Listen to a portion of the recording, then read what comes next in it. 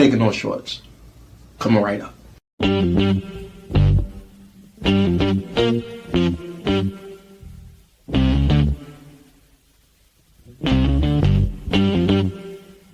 We talking about practice. Not a game. We talking about practice. Now I gotta talk, we all gotta be quiet. You're talking to the Rolex wearing, diamond ring wearing, kid stealing, wheeling dealing, limousine riding. I'm a man. I'm 40. And now your host, Taking No Shorts podcast, Jay Grizzy.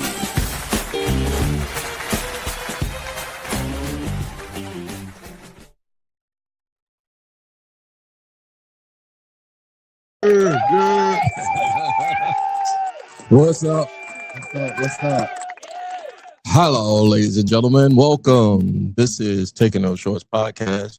I am your host, Jay Grizzy Green, aka Mr. Leave No Meat on the Biz On. Exactly. This is episode 150. It's a good even number. And for episode 150, ladies and gentlemen, as you see over here, 150. he is a fellow stand-up comedian. Exactly. He's a fellow VA representative. Exactly. And he came in here saying, "Can I smoke?" Exactly. Ladies and gentlemen, a friend of mine, and hopefully he'll be a friend to you, Mr. Juno Turner. What's going on, y'all? What's up?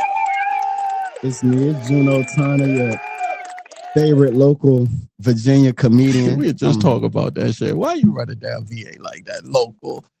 He said, we got to get out of Richmond. I said, what's wrong with, I said to myself, what's wrong with Richmond? I know, right? Just saying, man, it's just more out there in the world. You know what? You say that's because you've traveled and you've seen the world. You know, and a lot of cats haven't. So you got a very unique perspective. Juno. Yes. Let me turn your phone because that's you see now. You're gonna be sitting back and relaxed. Oh no, you good. I'll talk to the mic. There you go. That's a more awesomer sound for you. Hey man, I know just real quick for folks, I met Juno about for the first. I've seen him around. I've seen his social media, and I've had, like I said, a lot of cats recommend him highly. But I first met him physically at a mic we shared the stage with about a month ago. Yeah. And you were sitting at the table, and I was like, "Oh, you look familiar." And then I was like, "How old are you?" I did some stupid sucker shit. And I was like, "You're the youngest old nigga I've ever seen in my life." I hear that a lot. Yeah, you got old soul. I'm just 37, man. I just was raised around. I'm from the country, man. I'm from Emporia, Virginia. I was raised around a lot of older village. That's all. What is in the water in Emporia? Benny, you. What is down in Skippers and what's the Greenville County? Some pig feet juice. Yeah, right. What the fuck is going on down there, man? Nothing, man. It's people trying to get out. And you got out that motherfucker. What was life like growing up? You born and raised in Emporia? Actually, fun fact, my mom around 88, 89. You know what I'm saying? I got a brother that's 5 years older than me. Mm-hmm. My mom was actually staying with her mom, her biological mom, and moving up here to Richmond right off 9 Mile Road. Okay, Seven Gables. They right behind the old mall, but they build a Walmart now. Yeah, it's an Eastgate. Oh, yeah, that's right. So, okay. Yep. So my mom was planning on moving up here, and my grandma Shorty said, "Baby, ain't nothing down in the poor. You better stay up here. I'll get you a good job. You could be a nurse at the hospital, you know." Shout out and to my your mom, Exactly. yeah, my mom was at the hospital, VCU, but she had me at VCU. But a month later, my ass, I don't remember, but my ass was in Emporia. I grew up. Something happened. Yeah. They shipped y'all ass like that. Something happened. I wish she would have stayed. Why you ain't stay, mama? Well, she gonna get you. Trust me, you'll get that story before sooner or later. All right, so you moved down to Emporia. You're a young kid. You know, what was life like down there for you? Like, give me a regular everyday life for Juno in Emporia, Virginia. I speak for every child that have grown up in a population of 3,492 people. It sucks. all you do is wake up and eat. You're gonna eat good now. Right, for You're gonna get you a healthy plate. Yeah. But you ain't doing them but playing basketball outside. Yeah. You going to Rose's Shopping Center or Walmart to steal baseball gloves to get round up 12, 13 guys to get a good baseball game in. Just boring, man. But like an older cat that I met that we'll talk about later, you know, that will mold you. Yeah. You know what I mean? That will mold you as a man or a woman, you know, how you was raised. You ever see that movie Sling Blade with Billy Bob Thornton? Yeah, that's one of my favorite. That's arguably my second favorite movie. Sling Blade, motherfucker. Taters. French fries, potatoes. Honey, stripper. Mama, when they 1, 2, or 1, 2, 3, go.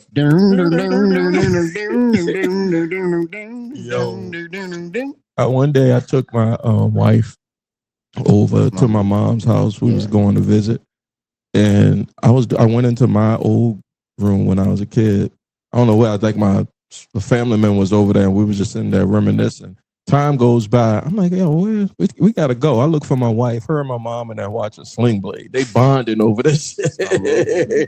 That's me and my mom's favorite movie, though. Yeah, Sling Blade. So, but that small town atmosphere where you don't That's have exactly how important you. Yeah, they have nothing else to do. And I think he befriended a kid, right? That was he was trying to protect the kid because the kid come from a bad home or whatever. But the kid was harmless. Didn't mean to do nothing to nobody. So when you say Emporia, I don't know why I thought of Sling Blade. That's exactly how.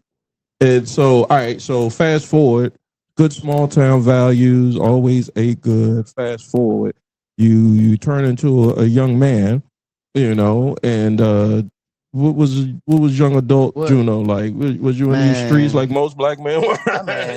Yeah, you go to college? Nah, I ain't go to college. I wish I was blessed to be the type of person to go to college, but I don't know, man. I mean, I was raised around the average black young man in America, you know. But like I had this conversation before, man. I'm sure that you can relate in a different era, but I think when that 2004 Young Jeezy album came out and that Gucci, when that came out, man, you can see the transformation. Because I'm looking at it. I'm 37 now. Boys is fresh. Everybody, you know, man, I had on the 6XT. I don't know why I had on a 6XT. Because Jesus had it on. I wore 128 pounds with a 6XT and a pair of 42, 44 jeans. With no belt. With a size 9. He was bad. But I mean, growing up, but like I said, like I gave you that backstory about my mom being a Richmond, man. When she had my little sister, you could see how my mom attitudes towards all that.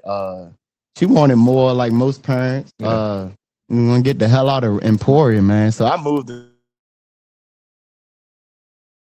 Richmond. I moved to Richmond and moved to Verona. Okay. When I was 16. Shout out to Verona. That's life. I ain't never seen so much beautiful women in the county. Dude, that's they Charles City hoes. You might be right. And my family from Charles City. I don't know. Verona women different, man. My brother-in-law, I know his wife is from Verona. Look, I'm from the West End. Yeah. So the East, especially the East County, like Island Springs and Verona, we knew them. But we no disrespect, because I mean, like just that alone, how you talk about, like, well, I grew up with one elementary school, one middle school, so everybody was and one high school. Everybody was in the mix. You know what I'm saying? Like, you'll go to the next school year, you'll be hoping and wishing, I wish somebody new come to the school. No, it's the you'll same, be looking for the new, you know what I mean? So when I moved to Richmond, like you know, not to cut you off or whatever, this but is your little store, your you know, when I went to Verona, my first day at school, Verona, because I usually, and I'm sure that most kids had to carry all your books in the book bag, in the backpack or whatever. But I found out the teacher said, everybody pull out your laptops. I said, we got a laptop. You fucked you up. When the hell you got a lab? I ain't never had a laptop in school. Yeah, that's how I knew I was out my element, but I adapted like most Geminis. Okay, Gemini's in the house. Is y'all still y'all season? Or it's cancer season. Nah, that's the season. It's over with. The crabs in the barrel. Yeah, man. Qualities like you. Yeah, we back. I had some technical difficulties. We was just talking while we was on a half a break. You know, we're both kind of like perfectionists. And when did you first know, like, what you think it was OCD? That's the first question. Do you think being a perfectionist, repeating behaviors over and over again to make sure it's right? Where'd you get that from? When did you develop it? Funny you said that. I do have a stepfather that raised me from the age I was 3 years old into now. And he not talking about other people who are OCD or clean, but I promise you, this motherfucker is the king of OCD. He got that shit bad. He's the king of OCD. That he's been an owner of Grant's pressure washing since 2005. Like he all about making sure he clean. Like I'm telling you, Jay, he get out his truck. He got to wash his truck. Meticulous. Yeah, so I'm not that. But you picked it up from him. But I picked it up far as my comedy, something that I love. And then that I have my own establishment. I live by myself now. So I'm the one usually doing a lot of washing dishes and washing clothes. You don't trust the dishwasher? Man, somebody got to come fix that motherfucker, Jay. First, right? Like, Before... Oh, yeah, hurry up. So for real. Just bring y'all black asses out there. Why it got to be a brother? Julio, get your ass out. It's the maintenance guys. Man, I got maintenance people around my apartment don't want to work. Yeah, look. They get hired by temp services. Yeah, that's crazy. I know a brother that he does multiple properties. That's what his business is, right? He contracts multiple properties, and he's the super for them, like HVAC, water, plumbing, and shit like that. It makes gobs of money, but he can't keep workers. Don't nobody want to work these days, Jay, man. Everybody want to be a podcaster. I'm fucking with you. That's a good term. I gotta fuck with you. That's a great joke, man. I know we're gonna talk so much about the comedy, but like I said, like I ran into you, met you for the first time a month ago, roughly a little over a month ago, and I was like, we talked at the bar. You know, I was talking shit. I was drunk. You were drunk as a bitch. I was like, what is this nigga on? I said, this ain't just weed. Nah, it was reefer. It was about too long out. You call it reefer still? I mean, it sounds more cooler to me. You know, I'm a country ass nigga. It sound more. What I'm supposed to say? Weed? Yeah. Oh yeah. I'm off some weed. Yeah, that don't sound. It's 2026, man. I'm the pink and air cannabis, medicinal, goddamn. If you hear people say reefer out here, I'm telling you, it come from me. He broke that shit down. He like took he had. I don't know if he had CDs. It's just like broke his shit down the old school way. Yeah, it's just like I got offended when Kevin Gates came out talking about eating ass and sucking toes. Man, I've been doing that since 2002. Yeah, you jumped off the porch like that. Nah, I'm messing with you. Hey, let me tell you. All right, so I was gonna say this for the Patreon, but it's not gonna be safe. But the Patreon is gonna be this episode 150. First story, honey, cut the podcast. Eating ass, right? I would say that for the Patreon. Okay, so we can cut that. You gonna get me a divorce, boy. All right. So look, you talk about the way you broke your shit down. Look how fast I am. I got a PAX 3. It's not a vape. I mean, it's a dry vape. So you pack it. It's got a little battery. I'm plugging them. So hey, if y'all want to do some business, y'all can hit me up down at the bottom.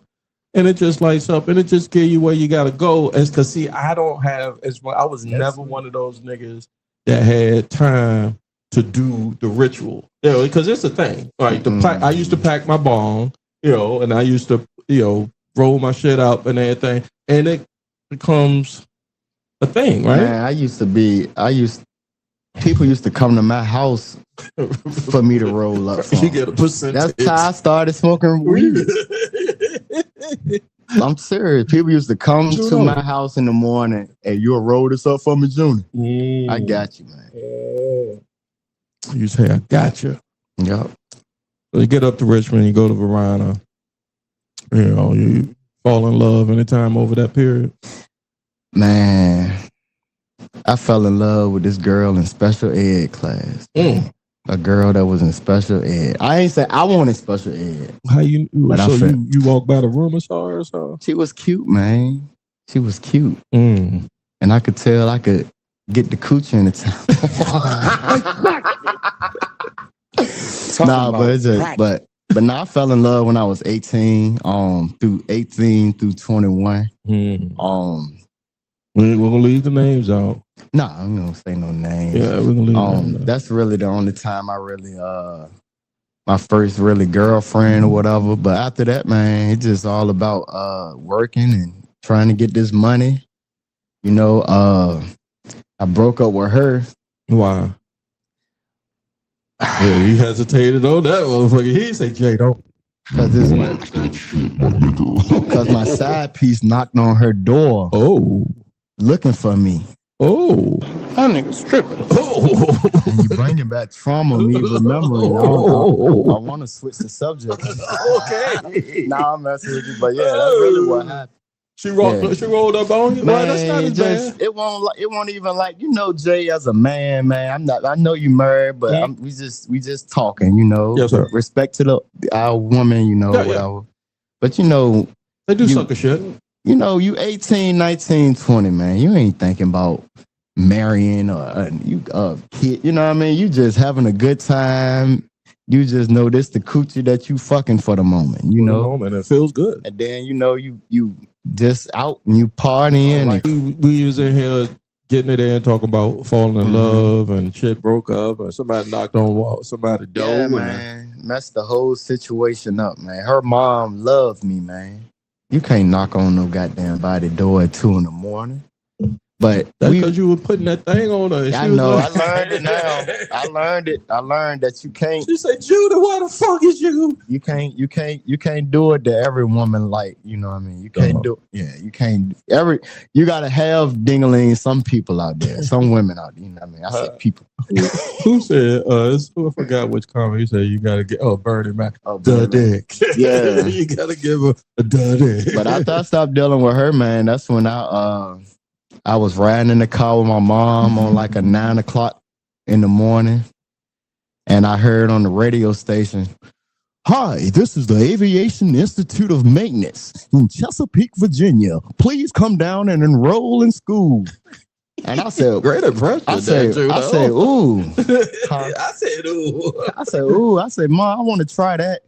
You get free housing, free everything." And I said, "Shoot." So I went down. My mom took me down. I signed up, went to school. I was learning to be a mechanical engineer on airplanes. That's a good gig, man. That's a good gig. I tried it. All I had to do, go to school from Monday through Thursday, 7 a.m. to 4:30 in the evening. Right. If I go to school from 7 consistently, you get you got 3 roommates though. That's the wild thing. And I don't think you had a dorm? Time. Yeah, it was like a little dorm. It was an apartment, but 2 bedroom, two bed. Yeah. Yeah, it was sweet, man. That's how I met one of my best friends, Clyde. Shout out to Clyde. Clyde, man. That was one of my positive best friends that I met through the whole experience. But I tried Chesapeake. Just ain't like it, man. When it got to that electricity, you could kill yourself. And the mouth and the AC current. I don't know shit about mouth. That's when I had to quit. Motherfucker say, "I'm out of here." That's when I had to quit. And I moved on back to Richmond when I was like 23, 24. Yep. He said, "A bullshit." Bullshit. I got to that. I'm telling you, I thought it was cool. I was doing good. I swear I was getting like a C+ average. Okay. But when it started getting into the mouth part and the electricity, I was lost. I was copying, people was helping me. But I ain't even want to waste them people Took- times or my money or my mama money. Hey, So man, I mean, just like any young man, it takes time to get your sea legs up Yeah. under you. Was there a through line throughout all of that? That somewhere in the back of your mind you were saying, I'm funny, or you're hearing people say you're funny, anything like that? oh man, glad you said. But during the school about the roommates, Yeah. it was a lot of real heavy reefer smoking, a lot of drinking on Fridays and Saturdays, because you got to think it was not just guys that looked like me in school. Man, it was older white guys in there. It was guys with pickup trucks, Confederate flag. Like, I was cool. I was like on a consistent Friday, I'm chilling with David and his friend, drinking consistently Friday, Saturday. I get Juno, whatever. He take me to KFC, get something to eat. And we drinking, just being around. And then I learned that. But me being from Emporia, man, I grew up around white people. And so I don't, it really just natural. I just, you know what I mean? But now you see that it ain't just you, it's just the person you are. I'm a cool, funny guy, whatever. You know what I mean? I don't cause no harm or whatever, but just being around them, man. And he just said, man, Juno, you funny as a motherfucker, man. You should do comedy. Exactly. But they ain't stamped it though. Stamped that when I was in jail for 3 months. Who's the brother big time in now out of Houston? Ali Sadiq. Yeah. Nah, I ain't did that much. He did 10 plus years. did My hella brother time. did 10 plus years. But you got you discovered, or the light bulb went off. And with jail. Man, Jay, I put this how on. How much time you got? In jail? Yeah. I got all right, when I got pulled over, I had an ounce. Meaning that I didn't know I had a warrant. I had a warrant because I didn't show up for court for a traffic ticket. shit, but right. I forgot, like the way I work, I be traveling and I forgot. But I got caught, I got pulled over, I had an ounce, and I had my driving now, and this was like my 6-7 driving on suspended license. And they gave me like 2 months and a half. And they shipped me, New Kent, what is Henrico? Henrico Pamunkey? West? East is New Kent, I think. Yeah. Pamunkey I was in region. Henrico East, man, and I was just around. Once they found out that I like to imitate voices and sing, man, I was up late night, 1 a.m, singing Barry White, Al Green. Niggas just want entertainment. Like, That's all that you could do. Niggas they got the fighting, bro. Man, Juno, are you coming to sail with me, bro? Bro, come with me. I'm like, bro, hold on, man. Y'all fighting over my talent, nigga? But they really was. And it's just me, man. We'll smoke weed in the cell, and I just act a fool. Right. I just like, I like, that's me personally. I'm a very musical person, so I like to imitate my darling now. I'll do stuff like, can't get enough of your love, babe. So people be liking that, it's just kill time. But that's when I really learned it, because this was around when I'm about 22, 23. And I started stand-up at like 25 years old. 25. That was that was a while ago, right? And when you got out of doing, the I wish I never tried stand-up, man. It's taking over my life, man. Oh shit. Yeah, it does. I feel that I am comedy. I am fun. Well, I feel that you you come from. Yeah, I've been loved it. Yeah, but me actually doing it, it really took over like a shot of heroin from Baltimore. Yeah, that's some good shit. Never done it. I fucking look like I would do that shit. Not to say that, just say no is my thing. Falling in love with comedy. All right, so when you think about it, when you said I'm going to go up, I'm going to do it. Like, because there's a lot of big difference. Antoine Scott say to me, he brought me on one time saying he's funny at the Waffle House, but where, can you actually deliver? Can you transition from that telling the story in Henrico East or telling jokes there, holding court there, to on the stage? Like, how did you convince yourself to do that?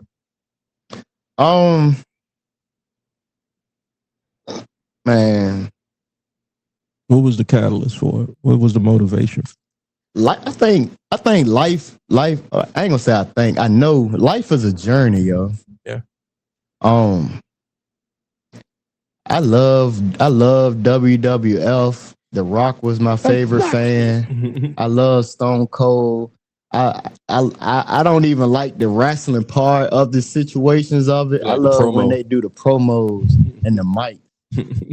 So I go back into that. The entertainment. And then me getting 16, 15, being in my room all day. And me, because I'm a huge sports fan too. So me writing all 30 teams, the Timberwolves, the Knicks, the Spurs, and then writing the starting 5 of the each team and 3 of the players that first come off the bench. So I used to do weird shit like that, Jay. Well, it's not that weird. I used to do it. I used to do that on franchise mode on 2K. You know, I keep track of my players and stuff. And then that led, like I said, I'm a huge in that era of rapping. Like I'm a huge Jesus. Rough Riders, Locks, Jadakiss. Early 2000s. So, and I started writing raps, man. I fell in love with rap about 14, 15, 16. I'm still a rapper at heart. What was your MC name? Juno. Just Juno. I always rap. Always like to write songs. Love to write haiku poetry and shit. What's that? 575. Yeah, I learned that. So by you going into the jokes, man, I already wrote my 5-minute set. My first time I had a 5-minute set I wrote. I'll talk about how I'm from Emporia. This is my first joke ever. I love Chinese food. My old lady if she was here, she'd say, "How you eat a Chinese food?" You know what I mean? But as you know, your impression of her, I can see her right there saying that. But as you know, Emporia is known for the pork festival. Yeah. You know what I mean? Every year, every September 14th, probably September 7th or 14th, there's a pork festival every year. Been like that all my life. And it's like a law if you don't eat pork. And the funny thing about me, I haven't ate pork since I was 17 years old. All right, good for you, man. You know, and I just... No, hold on, bacon? I eat turkey bacon or turkey sauce. Sausage, egg, and cheese? I'm just programmed. Got you. Especially at 37. No judgment, nigga. But that comes from being around the 5%ers and the gods. You know how that is. Peace, God. There was a lot of that ingrained, especially around 2021. Yeah. There's a lot of that ingrained in me. That found knowledge. Because I wouldn't have started comedy if I ain't found knowledge of self, of being acceptive of who Junie is. Right. Not looking at me as I'm always goofy or plant, but accepting who I really am. You know what I mean? You like man's God. Yeah. So, but I already wrote, I mean, like I say, I love Chinese food. I'm from the country. I used to say, my grandma, I'm hungry. My grandma always give me what I want. I said, Grandma, what you gonna make? Baby, I'm gonna make some Thanksgiving food, but I don't want no ham and turkey, Grandma. Switch it up, make some Chinese food. I get down there, my grandma made General Tso pig feet. Exactly. Good one. Sweet and sour chitlins. Wow. I was like, Grandma, how the hell you make stir-fried collard greens? You know what I mean? Like, so I just mixed the punchlines, man. All that come from listening to Jadakiss and Cash. Now, like, okay. Do you know, I'm sorry to cut you off, but while you're saying that, do you know Patrick Logan was in here and said the same thing? He was, he come from a young hip hop admirer, respecting hip hop in the lyrical game. And he said, "Yo, I used to write raps, and when I started, Patrick real good. Yeah, when I started doing comedy, I just approached it like I was writing a rap because you got a punch, just like a rapper got a punchline. We gotta have punchline. I got over 3,300 jokes in my phone. Jesus Christ, you a savant. You the Rain Man. That I knew it was, so I said, yeah, that nigga Rain Man. Now, shout out to Benny Blanco. He done seen this in my phone. And if he was here, man, what the fuck wrong with you, Judo, man? You don't say There's a he'll lot say of that shit that I don't say. because I haven't crafted it or I feel that it's not funny. But I have tried it. Like you seen at the open mic that you said before. Like the sinners joke. Yeah. When I said, I went. I had to go get a drink because I didn't want to be so loud to laugh.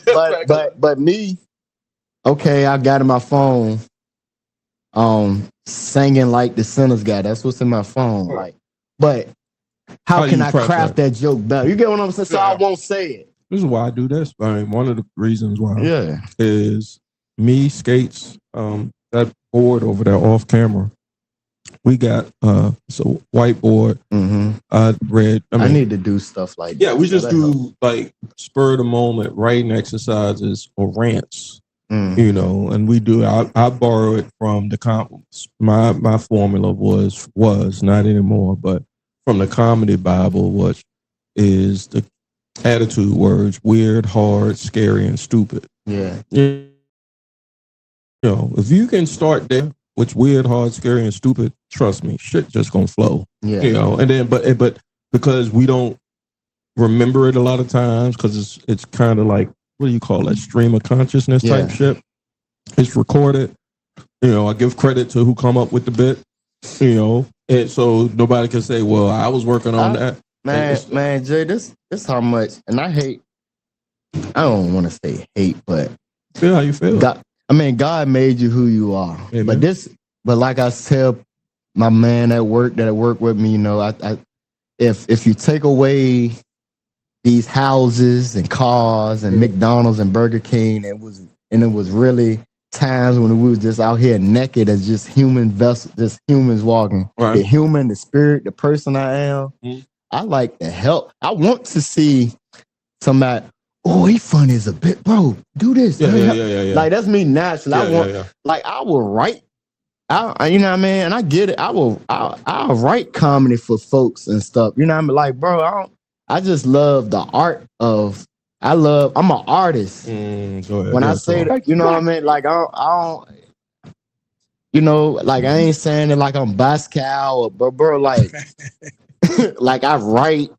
Like before all that. I draw. I can draw. I used to draw pictures of.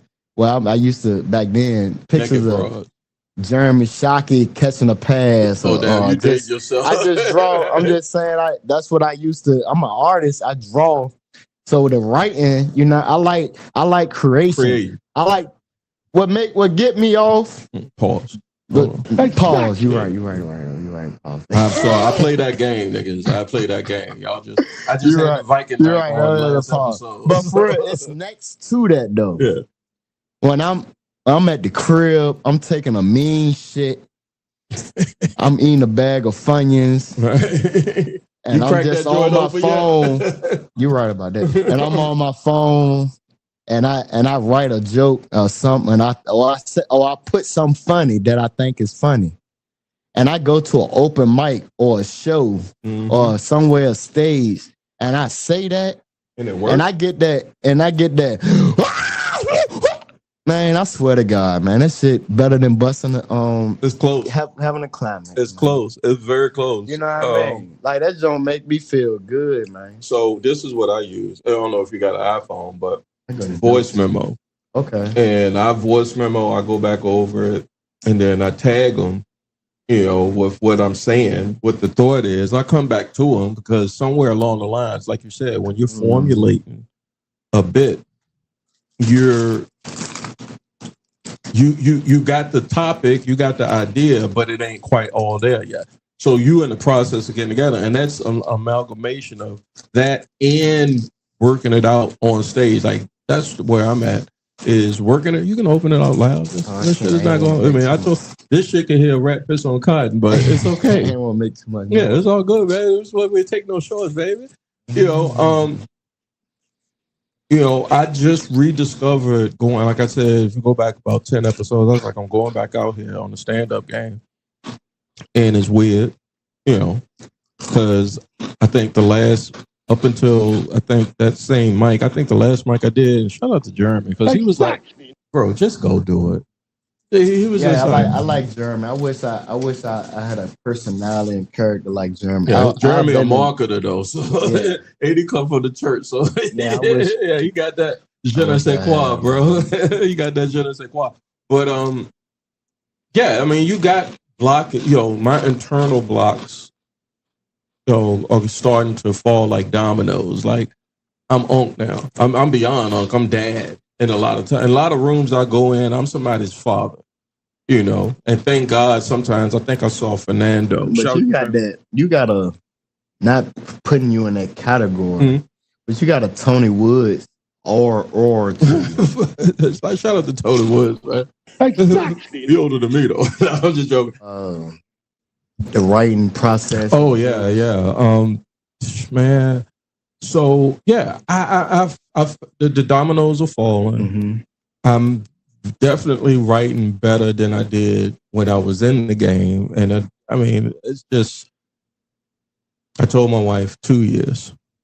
If it don't pan out, that's good. But I want to give myself a chance to retire early. Not to say that I can make a lot of bread off it, because I mean, we was talking earlier about if you want a comic to come do your room, pay him, right? You don't have to. Anything that I ever tried to do, and anybody that watch this or comics or people notice about Junior. I ain't say notice that. I ain't say Junior. I say Junior. So I'm talking about me. Right. Like if anything I show or mic I tried, bro. My girl, I didn't got in an argument. I'm talking about almost kicked out the house over this.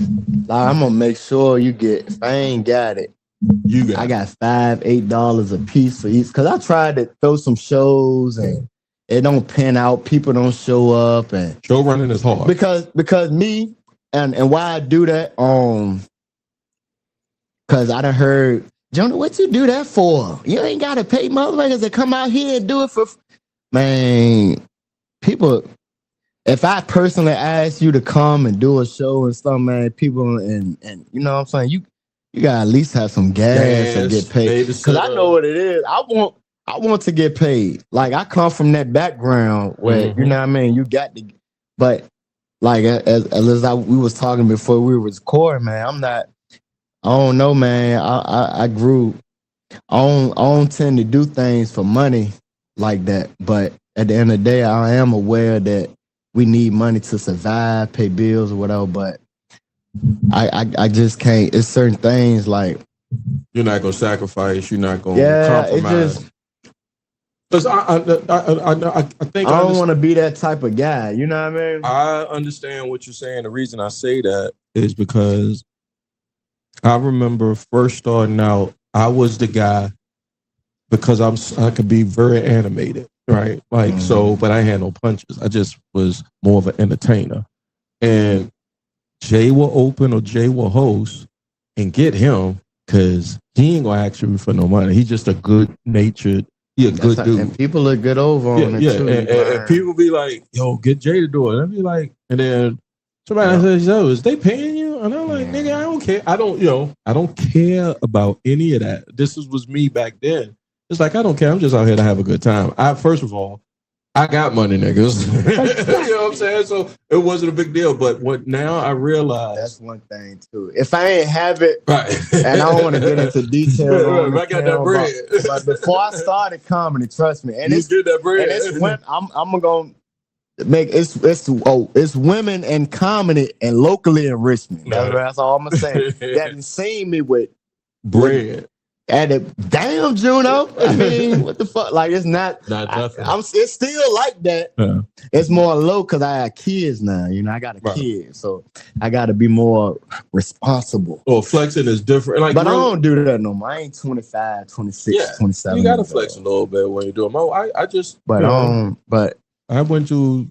I really do comedy for the passion. I'm very passionate about it. I do it for the love. Like I say, I'm a writer first. Like I put this on professional comedian that's touring now. Not comparing myself, but I feel I can write jokes for comedians to turn you up more. Like I would love to hook up with That's Tony. why I'm fucking with you. Come on, I'll pay you for your. I would love to hook up with Tony Roberts right now because I think my style. Not Tony just hits you like this. Yeah, he'll pap. Yeah, but like far as I'm country than Tony. Tony from Detroit, so he more city. But my jokes, far as the laughter, it's the same. But I love Tony Roberts' style of comedy. Do you believe in that? I think it's some jokes per minute. I think it's like 3 jokes per minute. Oh, they say you should. They say they say a professional comedian should get a laugh every 30 seconds. Every 30 seconds. That's what they say. Yeah, so 2 jokes but, a minute. Like guys like, and this, I mean, you mentioned them earlier, but Bill Cosby is arguably one of the greatest as stand-up comedy. Yeah, give him a round of applause. Bill Cosby is one of the greatest storytellers. Yeah. Far as this, you just sitting and waiting for the story because Bill somehow he's the only one can do it. He can chocolate cake. He can make. He know how to Bill punch. Cosby. He know how to himself. punch the joke. Right. And to the story to make you prolong. But I will say, arguably, my opinion, I'm not going to say second or third, but I feel like Ali Sadiq arguably is about second or third far as he up there now. Doing the stories and the punchlines and stuff like that. Yeah, he up there now. So, I mean, and he putting out so much work on the YouTube and I don't know what it is. I'm assuming it's his own production. But shout out to him because Ali Sadiq. He got a brother. Me and my wife watched not too long ago. I listen to all comedy, man. But he has a brother that some comics once you get on they find comics they like and they help put them on. I forget this brother's name. Ryan David? No, it's not Ryan David. He used to be a pastor. He does very clean and Christian comedy. Oh, I know you're talking about. I can't think of his name. And it's not that. And it's he got like a gray beard, gray bush or some shit like that.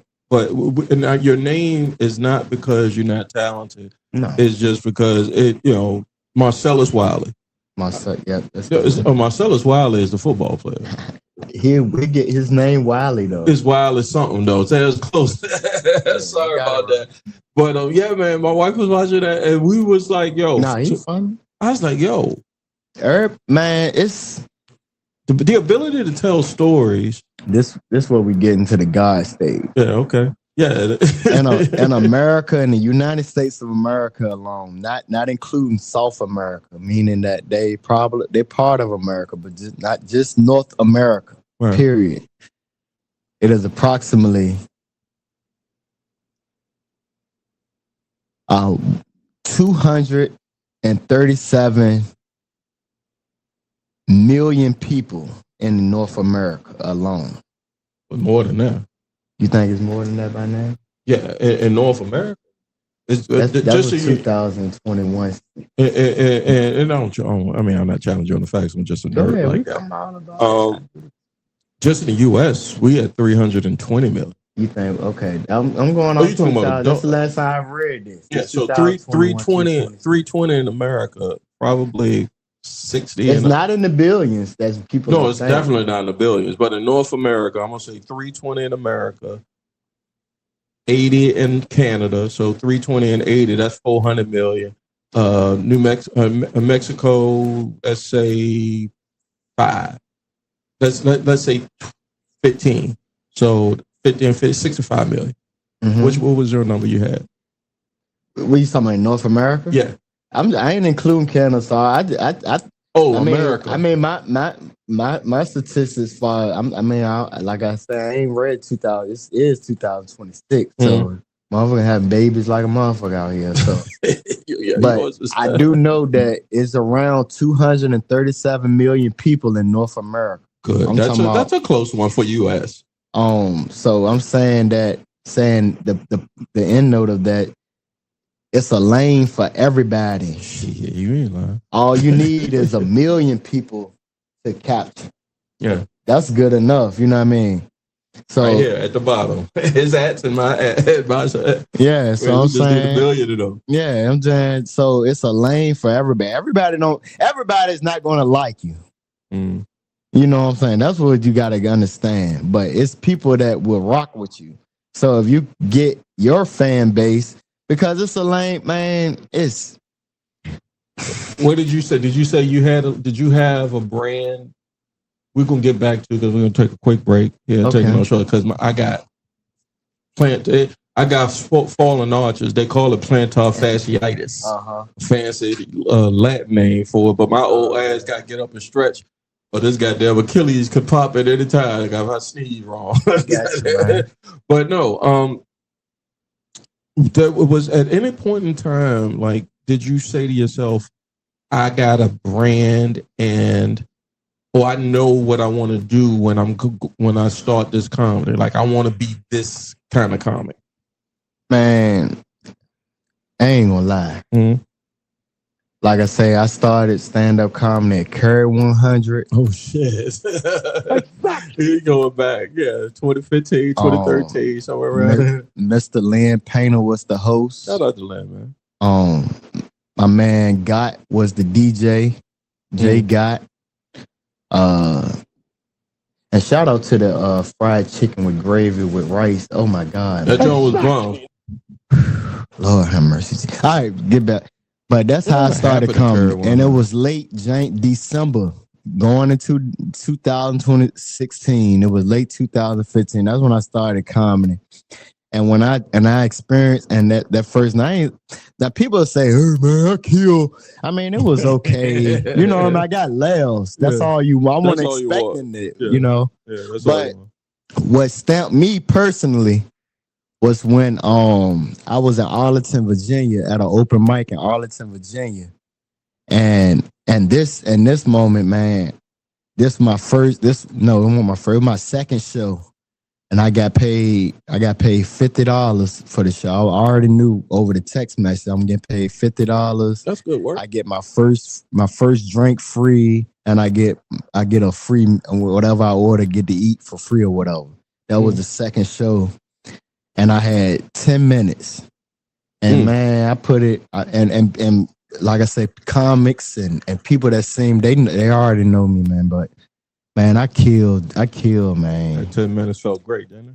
Man, I thought I was the new Bernie Mac at that moment, man. I ain't even gonna lie. I know. I did it. I did this. I did the singing with it. I did the impressions with it. Everything I did came. natural jokes.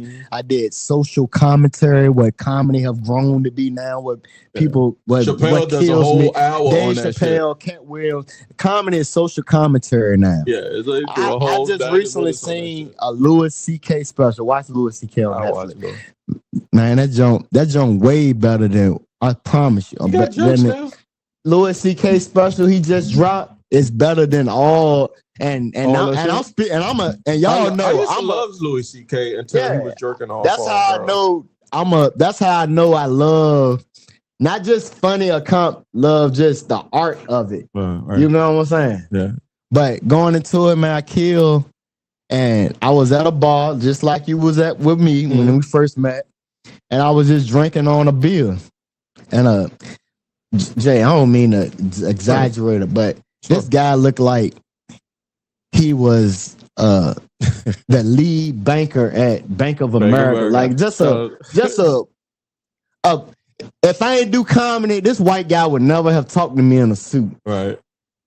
Hi, how you doing, man? What's your name? Your name Juno? Yeah. And you was funny as hell, man. You made me laugh, man. You're real funny. Keep going, okay? Hey, man. And I still remember that white. And this was 2016. And that guy, him just saying that is the reason why I I still keep going, even if I don't want to, or I get asked to do a show, but I got to go to New York and do this show for $150. Exactly. You know, man, just that, because I knew that I touched him, you know what I mean? Because I fucked him up about far as the alien jokes. I was talking about how hurry up and fucking come. Yeah, I talking about how, you know what I mean, how we don't believe in aliens, but it's real life aliens out here walking. We just don't know it. we watch TV every day. And some motherfuckers on TV look like aliens, you know. And I would just hit them with the. I mean, I'll fuck me a Mars attack looking bitch. You know what I mean? It's not unusual to be loved by anyone. And I hit him. Yeah, he liked that joke when the Tom. He said, "Man, you know about Tom Jones?" I said, "Man, I love Fresh Prince of Bel-Air, and I love all that mixing in the bag." A lot of cultures are amazed. It's a double-edged sword because a lot when I say cultures, white folk, they sometimes are amazed that we black he folk, really fucked with me that night. Yeah, we see. He said, "Man, this guy's something. No Tom Jones." I know fucking Tom Jones. I know. Look, I tell people all the time. I'm probably because I grew up on the edge of segregation, right? Where just like in Emporia, there's a black side of town, there's a white side of town. Yep. You know what I'm saying? Still today. And I literally grew up on the edge of where the border was. So we all the same, man. All like the time. like with that, man, at the end of the day, we all the same. All that junk comes from just upbringing and how you was raised. Yep. And motherfuckers are there to break that simple barrier. as that. And I was telling Skates, I said some of the things that break barriers is music. Well, really the arts break cultural barriers like music, because think about it. If we was knuckle dragging caveman, how did we communicate? Right? We had to make sound. Like you got to have the ear. Yeah, you got to have an ear. Like how these Europeans when they came to a fresh North America, how that communication stuff. Like how we in here now. You get what I'm saying? Yeah, you got to have an ear for. You got to hear. You got to be able to have sound, and then you got to have a receiver. Yeah. Right. And I don't care where you are on this rock. Something in you, if it's right, if it's the right tone, it's the right frequency, motherfucker, you wanna, motherfuckers get it. They just because you reach the right tone, you reach the right frequency. So. And comedy is that because laughter, you get folks to feel communal. Laughter is a very medicine, universal language. Yeah, it's like you said it earlier, it's a drug. And like I done met I done was on Instagram earlier, a couple Indian comics. Like Indian comics be as funny as black comics. I went to Game it's like of Thrones. They steal the black. You know what I mean? Yeah, I went to Game of Thrones and seen more Asian Indians in that joint. Game of Thrones is a comedy mic room down at Scott's Edition. Yeah. And I was like, what the fuck? I like all kinds. I like all. Shout out to Monty Giles and Tyler Bozer. Oh, them niggas is crazy. Them niggas is, Monty is nuts. I love Monty, man. I've been knowing Monty since.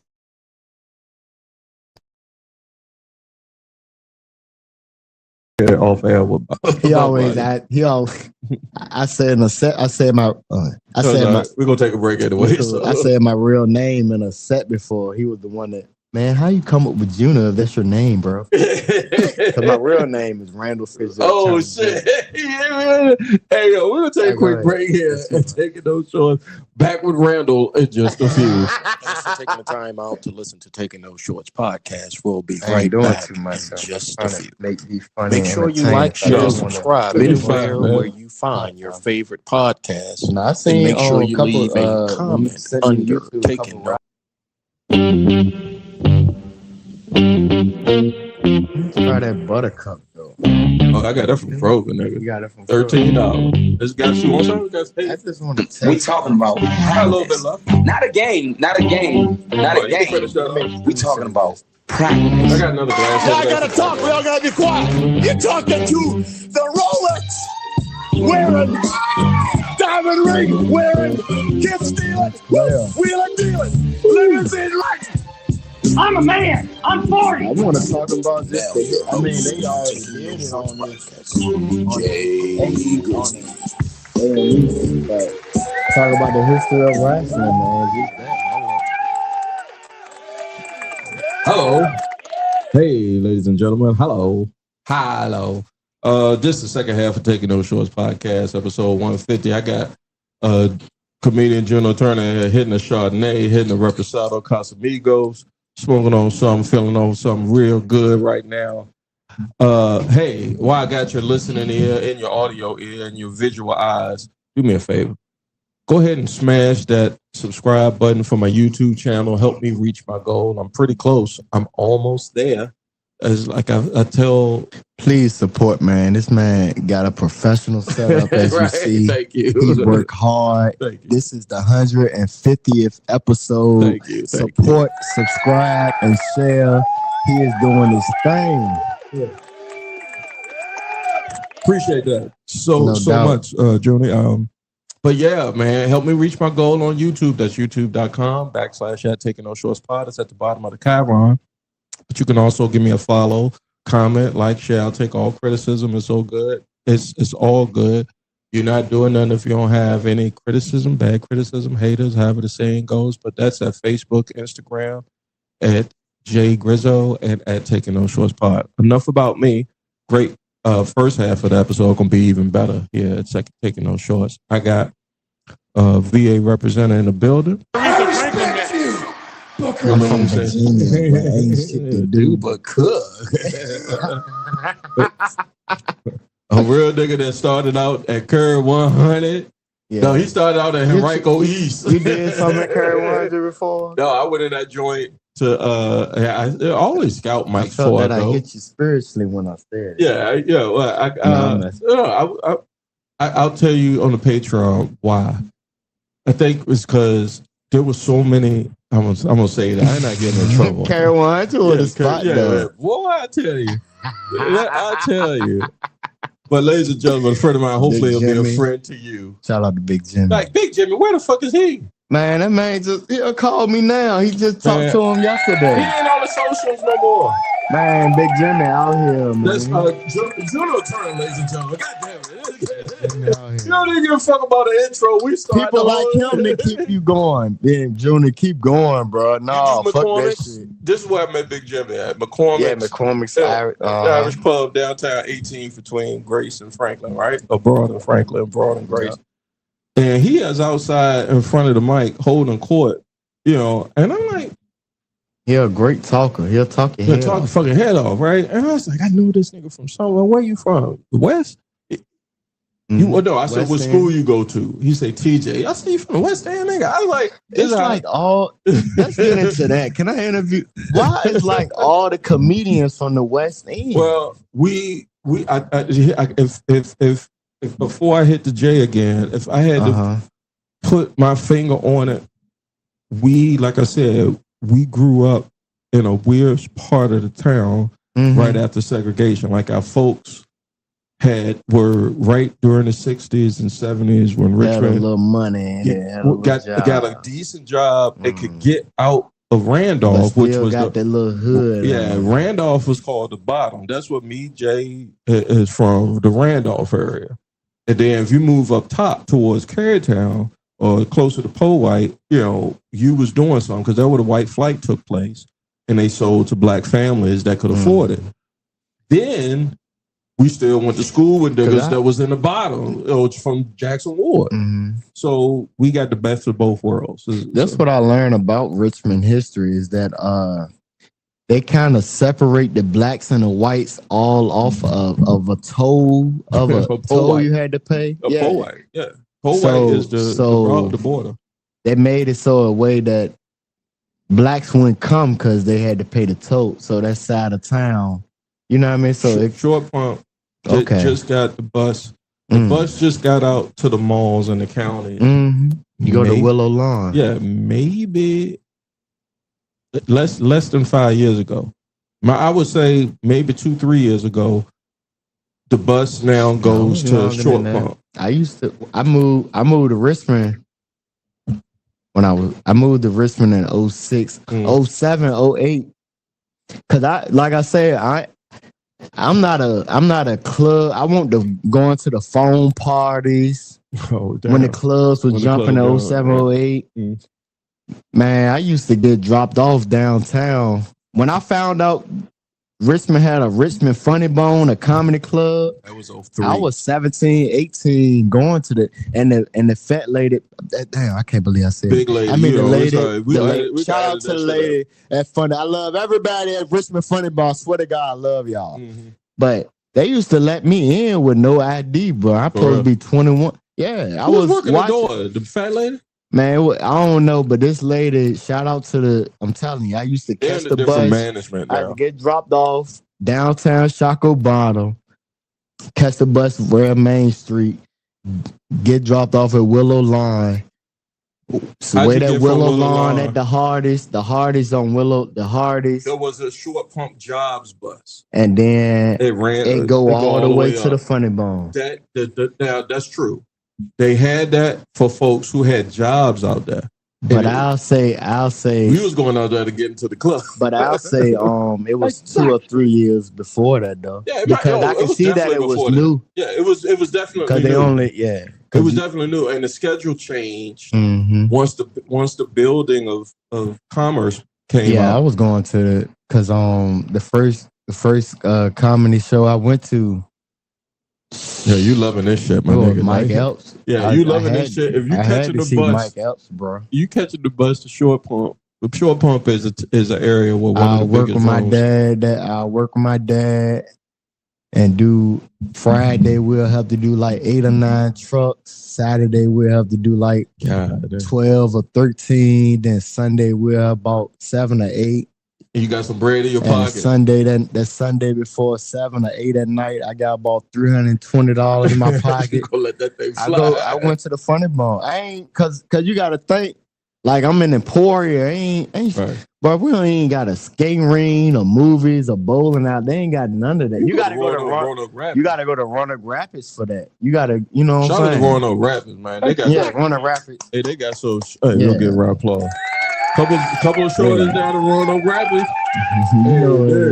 Nah, for real. That's how I grew up. I ain't lying to you. That's how I grew up, man. And then then chilling with my boy Bubba and my boy B and everybody and Nard around the way. And they say, man, we got a comedy club. But it's like them. Where was it at? They got a club down there. Wave at that time, you know what I mean? Niggas was shooting dice, playing poker, and they ain't even think. Cause I'm like I told you before, I'm a weirdo. I want to see some stand-up comedy. Niggas doing stand-up comedy. Well, no, the niggas out there telling jokes. Niggas holding court is what I call holding court. So there was this place. I don't know if you remember. What it's the Guar Bar now. It used to be called. God damn, what's the name of that place? It's in the Arts District now, right there, Brook and Clay. Oh, I forgot the name. But Richmond had, in the early 2000s, we had some spots, just like the spot you were describing, that in order to do comedy. I seen Alex Scott at an open mic, and he was funny as a motherfucker. Right. I seen him at a restaurant. Yeah, it was like that. I was 19 years old. The girl I was with, I told you the girl was special. But I'm going to tell you, you might have to edit it out. Oh, no, we're going to talk about that on the Patreon. Y'all going to have to pay. But we was out eating, and I was, you know what I mean? And I seen Alex Scott at an open mic. Like, you know what I'm saying? But what really got me into trying it, I've been hanging around shout out to my friend Tope. My friend Tope, he was a first Nigerian. His parents, he used to live downtown. Why you had to hit him with the ooga booga booga? That's how they. I'm messing with you. But his parents is straight from the motherland. He more been raised in America, whatever. But yeah, he's Americanized. Man, me and Tope sat and watched. That's when Dave Chappelle going through all the shit, and he first dropped his first special on Netflix when that time. And me and Tope was smoking, and we were watching that special. And he was saying, man, Juno, why don't you try stand-up, man? You funny, bro. He said it in an African-American accent. And that's a guy that shout out to Tariq Nasheed, not foundational Black American, grew up African, went to University of Virginia, not wanting what he tell me, but had to go to Catholic church instead of a Baptist church. Yeah, well, you know what I mean? Because that's what they do with they try to downgrade. But man, you got to grow. Like my man right here, Jay. Just listen to Jay. Man, you get an experience growing up in black culture. Like you know what I mean? That you know what I'm saying? You got to go through that shit. You know what I'm saying? I'll just say fish grease. There you go. Like people don't like you haven't had fish cooked in refried fish grease. You did? Right. There's a certain taste to that you're not gonna get nowhere else. I always say if you want raised off hamburger helper. Hell yeah. If you want raised off hamburger helper, you would never know about the black. It tastes like the Tupperware that you heated it up in. Right? Like it just it's an experience. Tope, man, like I'm always we smoking, watching the 85 Salt. I mean, I'm junior at this time. I'm 23, 20. I mean, people know I'm always, I don't try to be goofy or whatever. People find me funny and I'm being serious as a heart attack. I can see because your disposition don't change. Yeah. You have a very let me compliment you, put you over in wrestling terms, but like your disposition doesn't change. Like you're like, you see how anime, like I tell you watch Corey. I'm a fan of Corey. I'm a fan of Corey. Yeah, Corey Holcomb. Corey Holcomb got this thing, and every time when I'm watching 5150, he be like, yeah, all y'all sucker niggas. I'm imitating, this is my imitation of Corey Holcomb, because I'm more like Godfrey, right? Who he now got beef with, allegedly. But yeah, all y'all sucker niggas, the ones that be talking with their hands and shit, right? Mm-hmm. I'm an animated nigga, Corey. So what that fucking mean? Like, what you saying about niggas? So when he say that shit, I'm like, I'm not no hater, but nigga, I'm cutting that shit off. Like, cause I talk with my hands. Yeah. So it doesn't mean you, on the other hand, there is like a stone, like a nigga be like, yo, it was an earthquake in here, Juno. Juno like, yeah. Like, is you that high, nigga? Like, it was an earthquake. It might be, though. It might be. That's why I did not a game. Not a game. For real. Because people be having anxiety. People be over-exaggerate situations. True that. But an earthquake, nigga. Nah, I don't get too riled up. Yeah, you're as cool as a cucumber. I done got jumped before. Yeah, that's I done got shot at before. So yeah, that's crazy. I mean, shit that I don't even want to tell this, but I done been in a situation where it's real though. It don't even register. If I don't, ain't gonna die from. Yeah. Yeah, it just, I mean, life, you gotta, be cool. I'm cool. Yeah, you're cool as a cucumber, because I'm like, we had the bar at Jeremy's spot. Yeah, I could see that with my girl when she found out she was pregnant. And what we gonna do, Johnny? We don't got a house. We ain't got no money. Hey, baby, it's a baby. We fine, baby. We good. You know what I'm saying? It's 2 years now. You know what I mean? It's cool. We got to go through it to get through it. And you ain't lying. Shit. I had my first child at 17 years old, and I did that. I was 33 years old. God, we 34. Look at the opposites. Like, yeah, I was old. So but if I'll admit this on camera for the. But like you were saying, if you had age of that, of course I would have been, nigga. I probably committed suicide. 17, dude. What? I was. So I'll give. Crazy. You know what I'm saying? Yeah. So you very. There has been if ain't nobody ever tell you. I hear it. So I hear it more be now. Living as an older man. You had to. You had to transition yourself to a different person. I was a lot of different. I was a lot of niggas before I was this nigga. Yeah. But you still maintain who you are, though.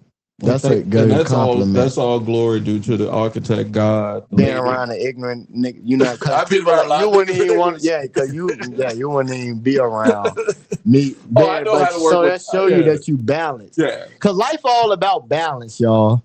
If you're balancing life, that's a huge accomplishment, and you don't need to be raised with a mama and dad at the same time to be balanced. But it will be great if you was raised with a mom and dad. Your real mom and dad, you're balanced. But the guy kind of make it different, because as long as the guy making some money, it kind of different. But if you raised with your mama, You know, you got a being shot. balanced. You got a shot. Me and Skates had Life's this kind of weird. Like argument.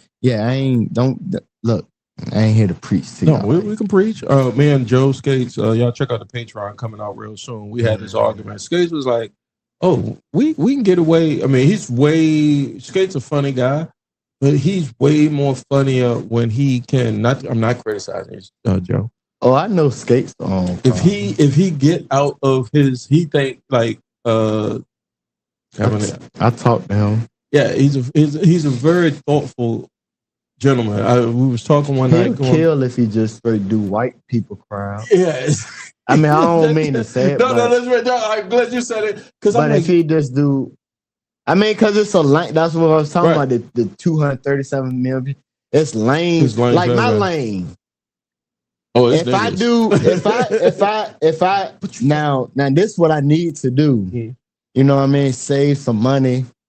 Cause I have to. Economy. I mean, it's saving, because I have to pay for my own traveling and hotel fees. But if I just go to the Mississippi's, Alabamas, Kentucky's, I swear to God, y'all, I'll kill. You know what I'm saying? But I don't want to be that comedian. I want to be a universal comedian. I feel that I'm a universal comedian. Well, let's do this. Because funny is funny. Let's be funny. Let's do all the big words Juno Turner knows today. So we can clear up the misconception of all the big words that you come across. Like, have you ever, because I can identify, have you ever played Jeopardy? Yeah, I played Jeopardy. On PlayStation just to get some pussy? Exactly. Nah, I never played Jeopardy. I played Jeopardy with a hole. Oh yeah, it's women that be smart. And she was on that shit, and I was just like, I could beat you. That's sweet though. At Jeopardy, and if I beat you at Jeopardy on the PlayStation 2, it's crazy. How you suck this dick? She say, and she say challenge. She said, "Nigga, I'm smarter than you," and I said, "Baby, get your jaw muscles ready." That's dope, though. Get your jaw muscles ready. That's amazing how every human got different experiences and stuff. You know what I mean? Yeah, man. I grew up, all you had to do was just smoke with a bitch to get some pussy. Oh, nigga, we came from. I can roll up. You had to court a bitch. Yeah, you had to court a bitch. Yeah, you got to. You got to court a bitch. Especially right now, like this year, I'm 37, so I'm not 18, 19, 20 no more. Niggas get mad at me. Now the Instagram, like these young, like I'm talking to my boy, he only 18, 19 years old. He talking about this woman talking about want to go to Roof Chris. I said, how does 18 know about some roof? What the fuck? You better take that bitch to Applebee's. Ain't no more Applebee's though. That's the fuck. Talking about some Roof Chris. Ain't no more. If you still bitch, you better go to McDonald's. Ain't nobody. Look, I went to McDonald's. I went to that establishment on some. I just wanted breakfast, right? Yeah. Totally. I mean, I can see why folks don't do it. Maybe it's me. It's just the quality. It's a difference between that breakfast I had probably say 2003 and that breakfast I had a couple weeks ago. Right. It's something in the meat. It's something in the everything, whatever. But I was just like, I should. That's a whole different podcast. Yeah. What's that? The food in the system? Yeah. It's bad, bro. You see the joke. They was talking about it the other night at a room. The comic brought it up. There's an E. coli going around in 31 states that's giving niggas explosive diarrhea. It's a what's it called? It's a parasite that's going around. I might have it. You got? You think what? Wait a minute. I just found some blood in my shit. Last night. No TMI, but shit. Goddamn, nigga, what? I might have it. You like? Is it hurting? You got health insurance, nigga? Because first thing I need to do. Because you not well. I've been shitting, and it'd be like blood in the stool. You be go get somebody, man, to look at that shit for real. Please. I will. Yeah, I'm not trying to scare you. Where the fuck this shit come? Like, I ain't. And the reason I say that is because it could be that, but no, this is explosive diarrhea. So I know one of the lowbrow things. I wouldn't doubt you. It's wild. In comedy, there's some. I used to be a comedy snob, and I think I still am. But like, if you got to make jokes about anything coming out of your orifice, like that's kind of like hacky and lowbrow. But explosive diarrhea. Man, bro, that moment I had to get. I'm buckling this car seat for my girl best friend to get the car seat, and I'm unbuckling and getting it, and I done. You cut what? Fart jokes. Straight shit. Shit on you, sharded, right? I straight shot it on myself, bro. See, and like, I'm like, what the fuck? Who's the arbiter of why those are low? I mean, of course, yeah. If you're at a dinner room where you're doing comedy, you don't want the comics talking about shit like that. But if you're doing a mic or you in an after hours spot, niggas is explosive diarrhea. Yeah. What's explosive? I remember I had to get the cola. Too. Shout out to Lawson, man. Lawson got a bit. James funny shit. When I heard Lawson do the bit, I threw my bit out because we was talking because we similar in experiences and in age. You know, he like, I had to get a colonoscopy. Yeah. And I was just like, I did too. But ain't shit funny about mine, bro. That was shit funny about that Juno. Shout out to James Lawson, man. Lawson, come back, man. James Lawson, I'm going to say this, arguably my favorite comedian in Richmond, Virginia, Virginia, period. It was a goof. I love James Lawson. His way of, I gave him his flowers when he was, when he came to Taking Those Shorts, and I invite you to come back again. He came with the message. And, man, I'm like, yo, man, you goofy as a bitch. You goofy as a bitch. You goofy as a bitch. And how did you get that goofy? That's the first. When I say goofy, it's not a put down, ladies and gentlemen. When I say like silly, because I'm a serious guy. Like even Juno's serious. Yeah, I'm a serious motherfucker. I'm a serious guy, but man, I'm not talking about stand-up comedy. Stand-up comedy is different from just comedy, period, to me. Now I'm talking about just comedy. Comedy, I mean, you can't go back in the day. I get it, whatever. Man, where's a Jim Carrey at? Oh, that nigga retired. I'm just saying where's a Chris Farley? Oh, yeah, he dead. He unalive. He gone. Ain't nobody out there. I'm saying the energy. Yeah, I know. Yeah. Where's a new Family Matters or Fresh Prince or something? I'm not. Now people don't watch TV. It migrated online.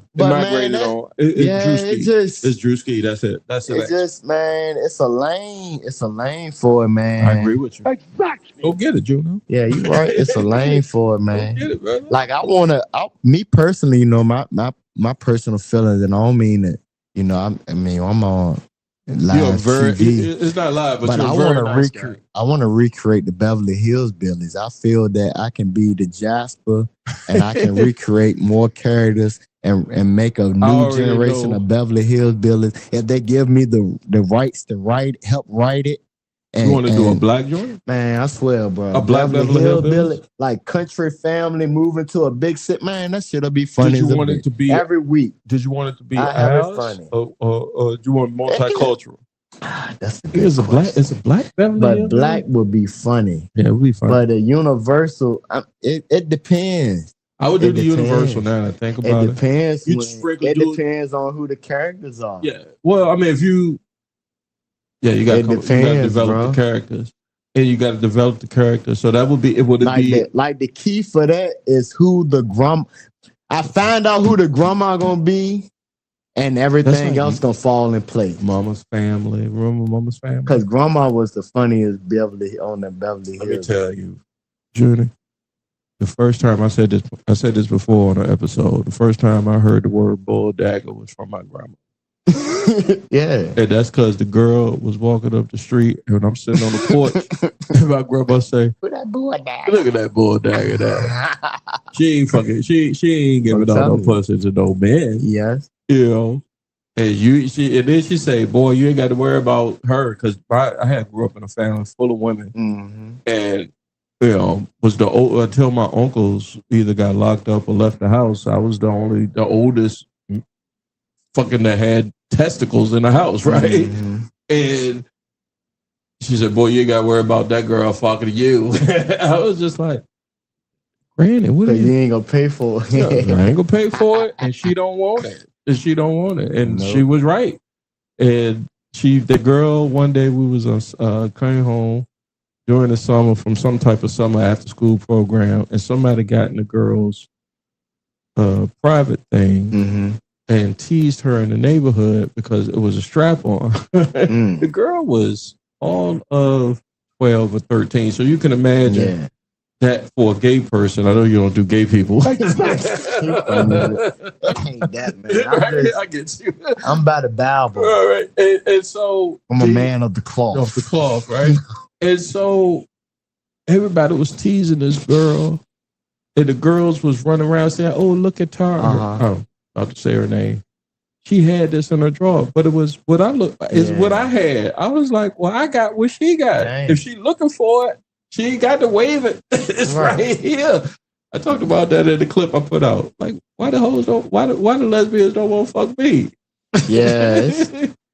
No, with the lesbians, man. Most lesbians are the studs or the women that portray themselves as Allen Iverson.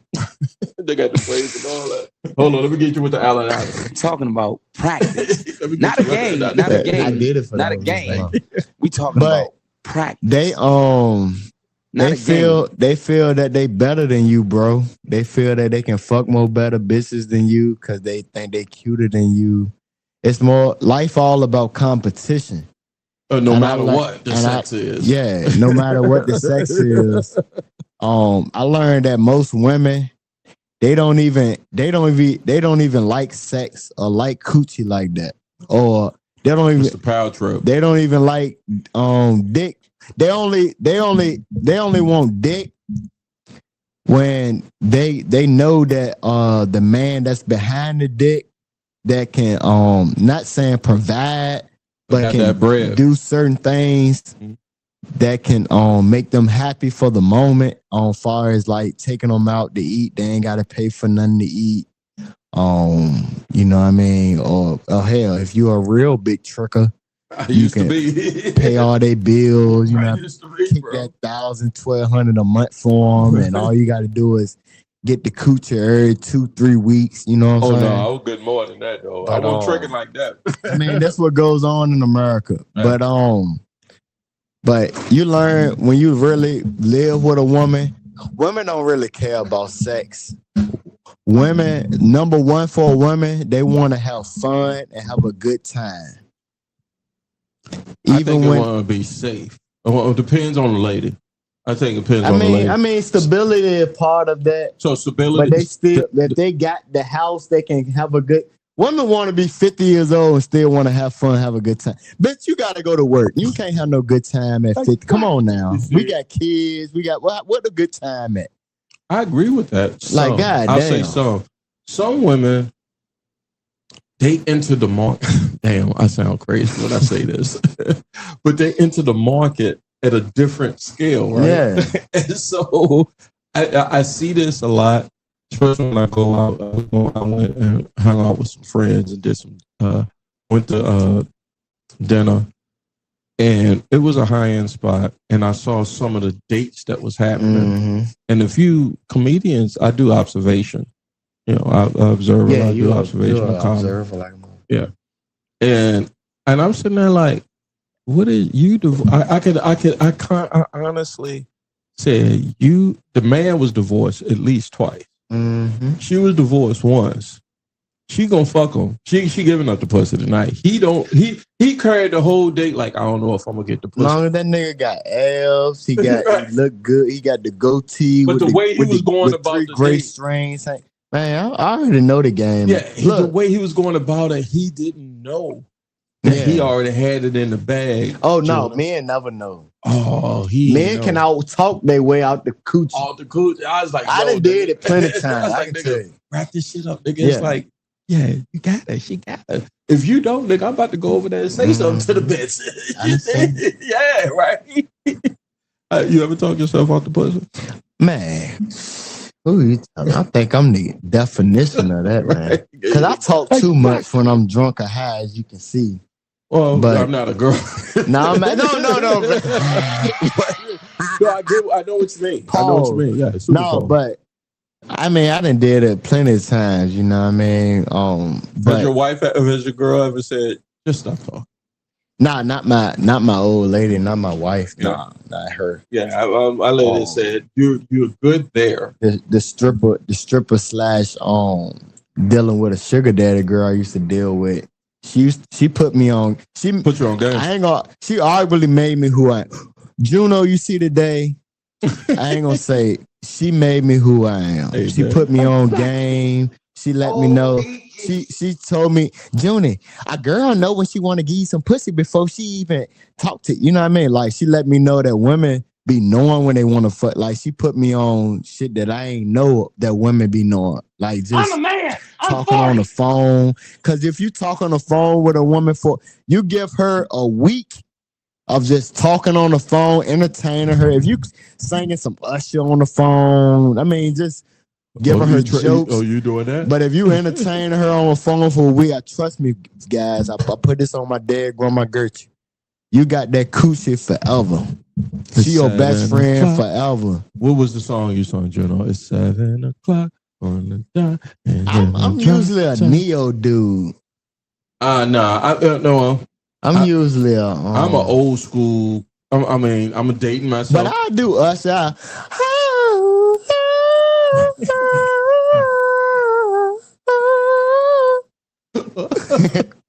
You are the superstar. And you are the nah. You say I'm imitating what you do. I'm messing with you. I do take my wife say. Nah, I'm messing with you. Early in taking those shorts, I used to shoot in the house and my office in the house, right? Mm-hmm. And my wife would hear some of the music I'm playing as I'm setting up. And I used to play Teddy Pendergrass a lot. Right? Oh, that's man. And she said, "Why is you listening to this old player nigga music?" I was like, "That's Teddy." Wait till the show is over. I'm gonna show you why. As an old school, Teddy Pendergrass, arguably one of the best, man. One of the motherfucking best. Fools fall in love. Yeah, man, what are you talking? You talking about B-sides now, my nigga. God damn. You're right. Fools fall in love. Turn off the lights and light a candle. Yeah, I can't sing, but all I know is I listen to Teddy Pendergrass. I think he started. He started that shit. They don't even play music like that's why I'm. The closest we don't even got R&B music like that. The closest my sisters. Whatever, where they must be in DC or Chris Brown, the closest nigga. Yeah, Chris Brown and Usher. The concert must be in DC. Yeah, my girl just went to. My sisters and my whole every woman in my family went to wherever this concert was, and I was up under their comments what the fuck? Because y'all goddamn. I know how old I am, but that's the closest. Chris Brown. And I lost it. And I lost it. He sampled a lot, man. I'm gonna play Teddy Pendergrass on the Patreon. Baby, I could spend a more time with you. And maybe then. Where did you hear? You'll still be mine. Well, man, you gotta think, man. Where did you hear these R&B artists? Man, my mom, my stepfather, my dad. They was fucking in front. They was getting it all, man. Man, I seen the Fat Boys record. We had the pink ice cream on the Fat Boys. Like I'm from that, man. Records. I used to play 8, 9 years old. That's all. Now I want to invite your mom and your stepdad. Bring them on. And they can be able to do the show. Tell me about Juno. When he was Run DMC and like they don't even make songs. What Public Enemy, Nick? What? How close were you up under the tree? Like, was it just you? You sound like an only child. You had a sister. Oh no, right? I got a brother that's 5 years old. He was born in 1984. But was he around when all of this was going on? My brother was more into his spirit leaned into more of the Jay-Z drug dealer. Okay, drug dealer shit, right? So you know what I mean? My playlist too. Yeah. So yeah, I was more of a creative and shit. You know what I mean? But artist, drawing. but my dad, man, my dad, man, he had all those records, bro. Like you can start a whole nother 2-hour podcast. Me just literally just singing all that shit. Eric B. and Rakim, and like I grew up. He's a real nigga in the street. When I say in the street, in the music. Yeah, I remember when we was talking earlier in the podcast, you said Jeezy and Gucci. Yeah, and I remember picking my kids up from daycare in 2005, 2006. Picking them up from daycare, they was 5 and 4 years old. It's like if you want Jay, just speaking for, I know you got kids, that's my right, but it's like, but it's like if you want going with that flow, and you was just outside, I'm like, you was whack, you was lame. Yeah, you was. You won't get no pussy, you know. So what? So putting yourself in that position, what would you would have did? You get what I'm saying? The same thing. That's helping you out, but you can go ahead.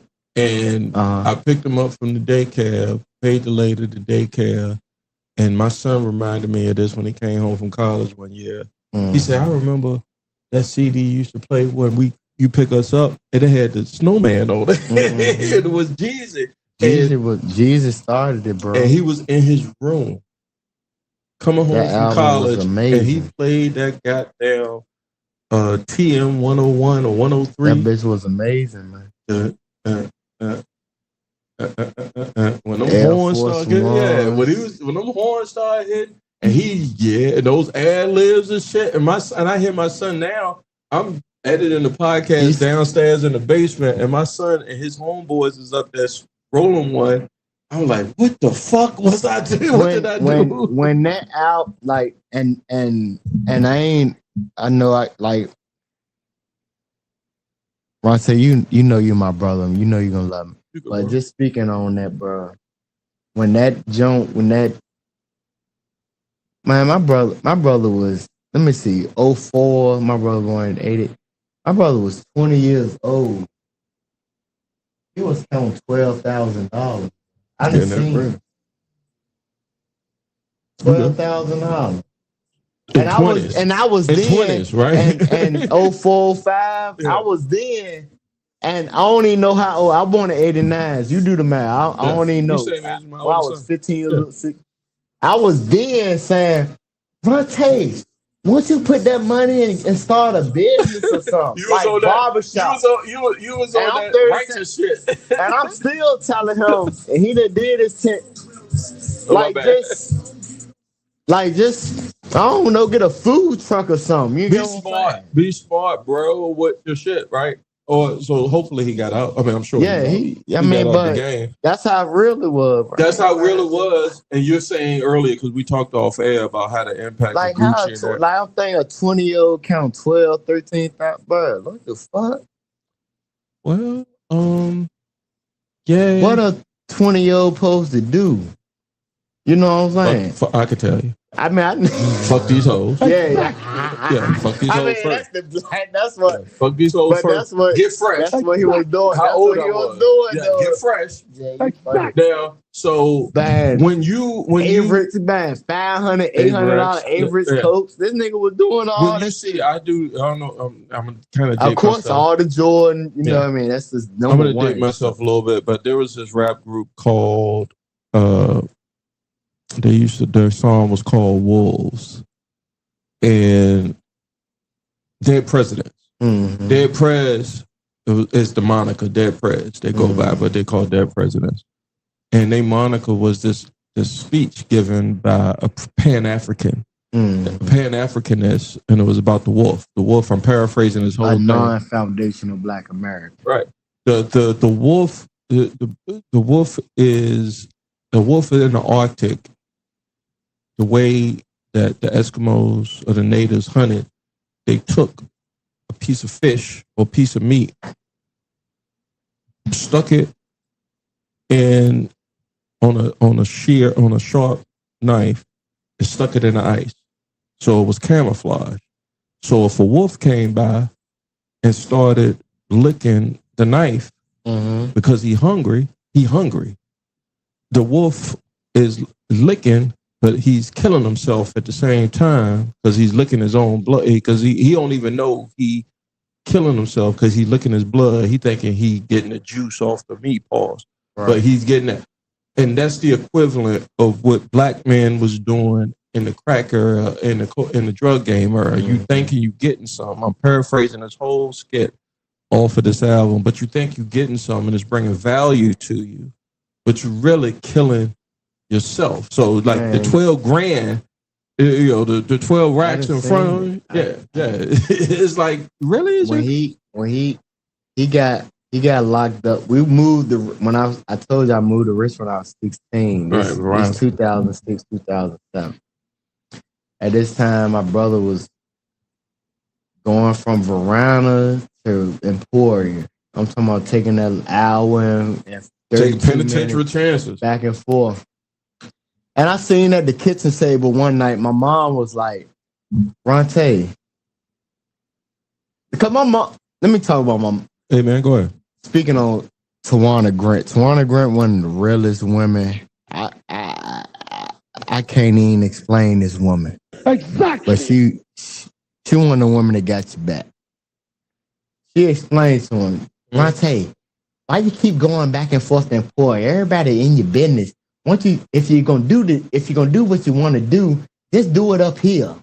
You don't nobody know you up here. That was the realest shit my mama ever said to her son. She knew what it was. Because people in Emporia, like I would tell you, it's a small town.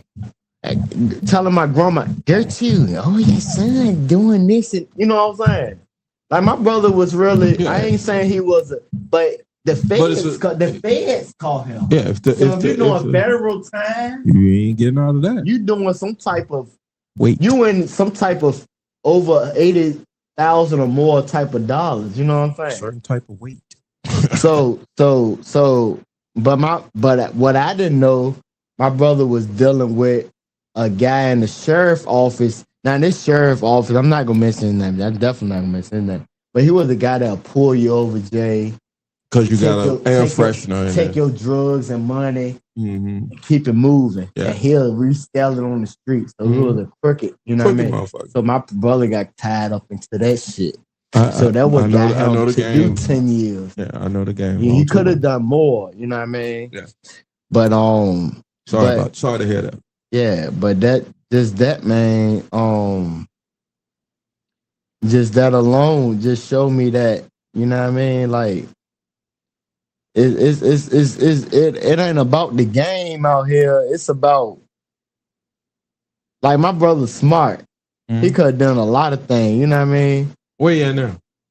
He chilling. He out here now. He out. He come to any of your shows? Yeah, he come to my show. All right, shout out to you. Shout out to bro. But that just learned me about just that time when the Jesus era came out. You said something to me. It's like, where's over? Like that jump just. When you come out, how old were you in this town? And I was just like, blah blah blah. We talked about Newtown. We got into that a little bit. Like, yeah, like you had to move a certain kind of way, but at the time, especially as much consciousness, because I was into the consciousness. I was Public Enemy, even NWA. At the time, at the same time you can have the first black governor in America, Doug Wilder. You can have brothers saying, "I can't do that, and I need to find a way to still put food on the table for my family, or I need to make some moves to get my family out that situation." You know, in the same year that you got the first black governor elected in any state in the union since ever, or probably since Reconstruction, but if ever. I want to say ever in 250 years. I should know this. But yeah, first black governor ever. You go, there was a 48 hours CBS documentary that was done the same year that Doug Wilder was like, you could go 2 miles across the river to Blackwell, it's ripped down now. And you could see what the drug game was doing, the same thing that Fent was doing a couple years ago. So, I mean, like, I just get what I do is I give folks grace. And then after I give them grace, I say, I ain't fucking with you niggas no more. That nigga's tripping. No, I don't do nigga shit no more. I just don't. Yeah, Richmond, Virginia got a very particular history. I mean, Virginia, period. We before you get a thing. Shout out to Calm. Is it Calm? It's Call Me D or D on a YouTube channel. Exactly. And he got the crime. My wife is into those crime YouTube channels. You like, okay. Yeah, I guess she listen to Call Me D? No, I do listen to Call Me D, but they put on there. Yeah, they like crime documentaries, Snapped, all that shit. Nah, I ain't gonna lie to you. That's so crazy that you know about Call Me D. Oh no, yeah.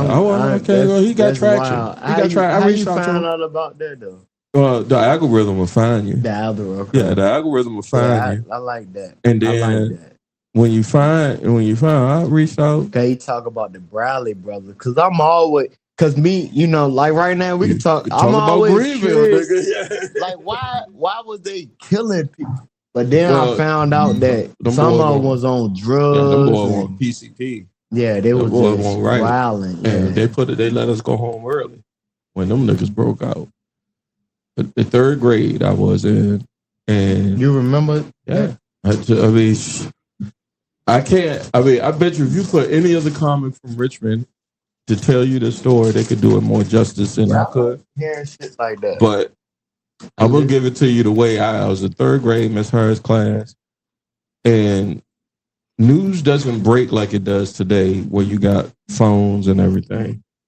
News break back then by like whisper, and then if the whisper get, especially in the hood, if the whisper get louder, there's the saying your name ring bells. Mm-hmm. Like the whisper was these niggas that was doing this shit is loose.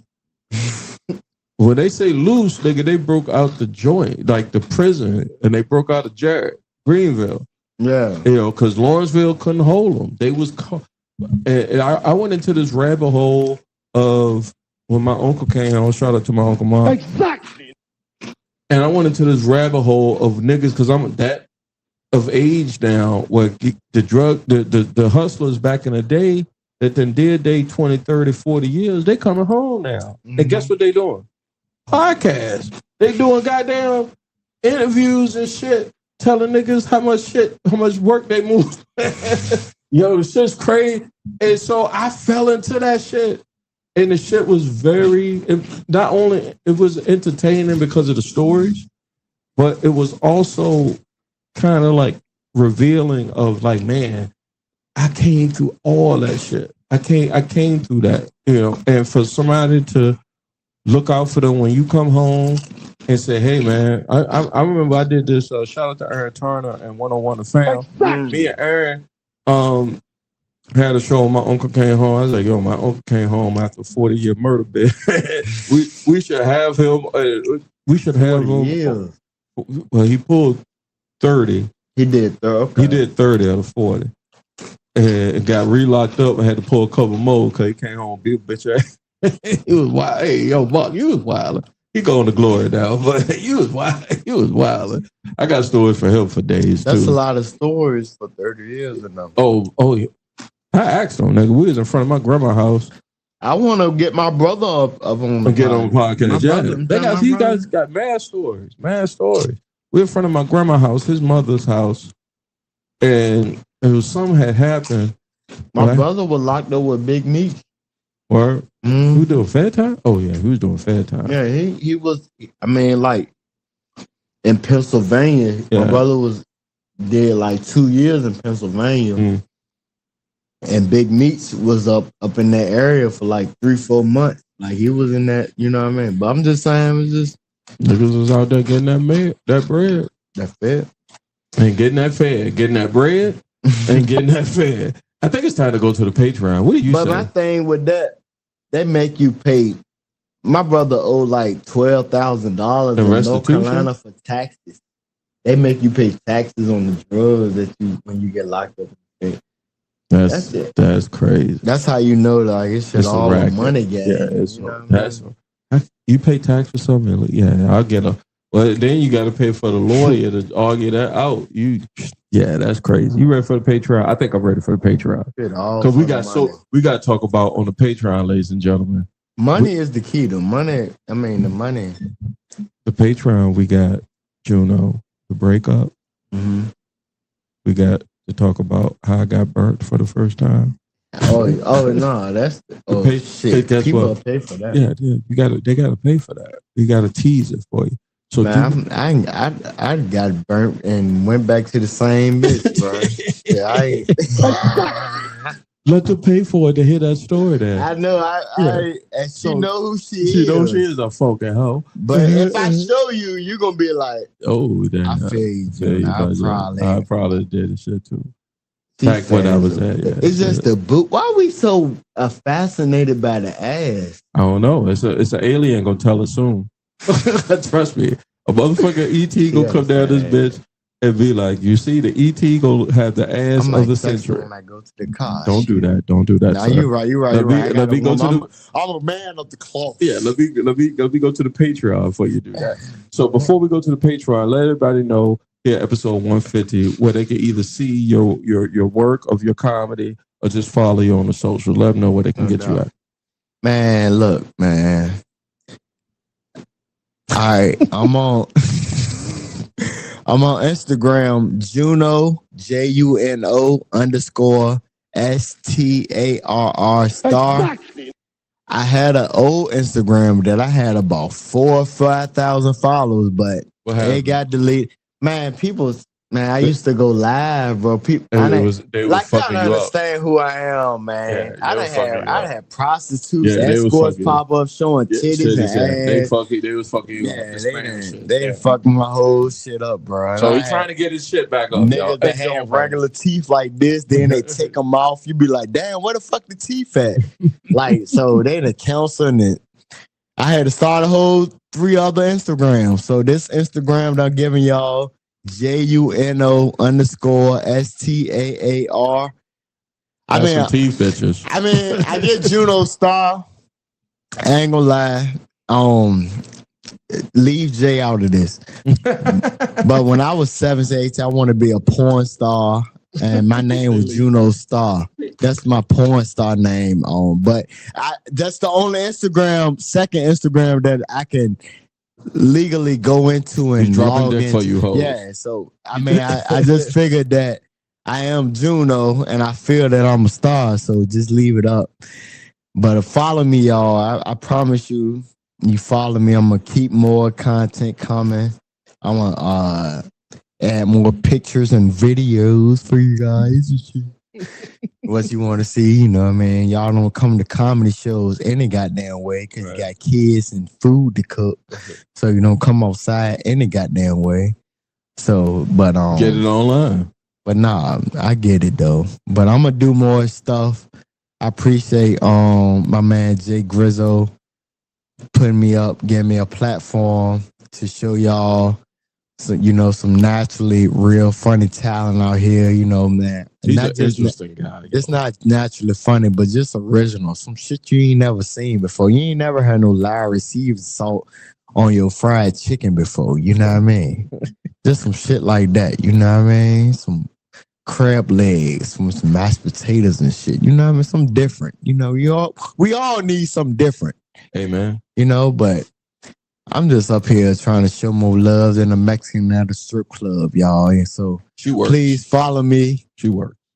And follow my man Jay Green. I will be up if he allow me to showcase some more shit. I got a lot of shit to say now. You might be a regular if you got the time. But, I love having you back. But it's 9:30 going 10 o'clock, so I gotta probably get home and put my 2-year-old to bed. I know she killing my baby mama right now. I know she got the Chucky knife out right about that. We got do you have 15-20 minutes for some Patreon? If you do, we do, man. Look, man, we get. I'm in here like a swim well, man. Right, yeah. You know what I mean? I'm in here. Patreon there. I'm in here like a fat man with strip G strings on. So Appreciate y'all coming out. I appreciate y'all. I love y'all.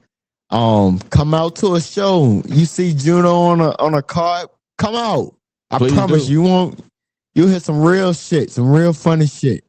You know, and Jay, I Yes. love that he doing what he doing, man. Thank you. Ain't a lot of people No, not around here doing what I'm doing. No, I can that tell you that. investing and put money.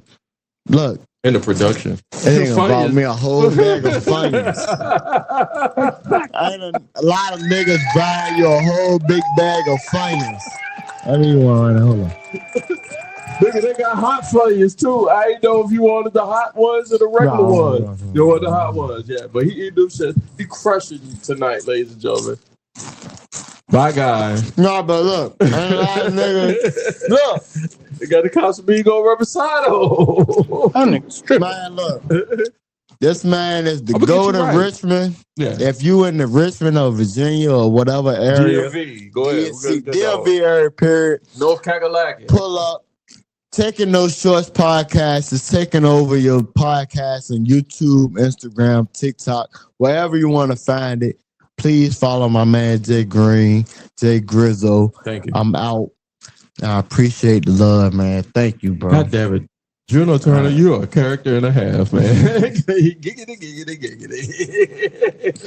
Just showing you some love. That's all. Appreciate it, man. I so much appreciate it. Yo, just like he said, every Friday around this time, 8:45 p.m. Eastern, every Friday, new episodes drop, but they're available anytime at the following streaming channels: Facebook, YouTube, and Twitch, all at Taking Those Shorts Pod. Shout out to all the Funyun lovers in the building. For my guest, comedian Juno Turner. Hey, do me a favor. There'll be a link somewhere on my platforms to go to this Patreon. Trust me, this Patreon is going to be magnifique. It's going to be. Go to it right now. Until next time, ladies and gentlemen. Bye.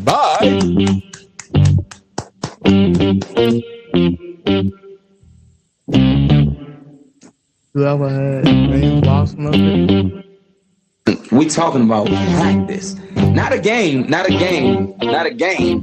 We talking about practice. Now I gotta talk. We all gotta be quiet.